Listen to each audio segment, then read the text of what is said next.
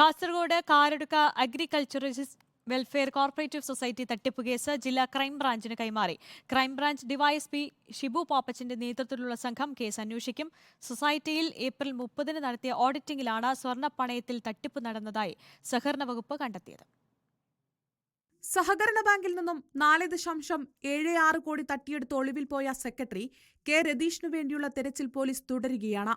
May 13 വൈകിട്ട് bank president K Sooppi Adur പോലീസിൽ നൽകിയ പരാതിയുടെ അടിസ്ഥാനത്തിലായിരുന്നു അന്വേഷണം. 2 ദിവസങ്ങൾ പിന്നിടുമ്പോൾ പ്രതിയെക്കുറിച്ചുള്ള യാതൊരു വിവരങ്ങളും പോലീസിന് ലഭിച്ചിട്ടില്ല. പ്രതി ബാംഗ്ലൂരിൽ സുഹൃത്തിനൊപ്പം ഉണ്ടെന്ന് പോലീസ് സംശയം പ്രകടിപ്പിക്കുന്നു. എന്നാൽ ടവർ ലൊക്കേഷൻ ലഭിക്കുന്നില്ലെന്നതാണ് പോലീസ് പറയുന്നത്. 8 അംഗ സംഘമായിട്ടാണ് ക്രൈംബ്രാഞ്ച് കേസ് അന്വേഷിക്കുക. ഡിവൈഎസ്പി ഷിബു പാപ്പച്ചനാണ് അന്വേഷണ ചുമതല നൽകിയിരിക്കുന്നത്. ഏപ്രിൽ 30 നടത്തിയ ഓഡിറ്റിംഗിലാണ് കാരടുക്ക അഗ്രികൾച്ചറലിസ്റ്റ് വെൽഫെയർ കോപ്പറേറ്റീവ് സൊസൈറ്റിയിൽ കെ രതീശൻ സ്വർണ്ണപ്പണയത്തിൽ തട്ടിപ്പ് നടത്തിയതായി സഹകരണ വകുപ്പ് കണ്ടെത്തിയത്. തുടർന്ന് തട്ടിപ്പ് വിവരം ഭരണസമിതിയെ അറിയിച്ചുവെങ്കിലും ഭരണസമിതി പോലീസിൽ പരാതി നൽകിയിരുന്നില്ല.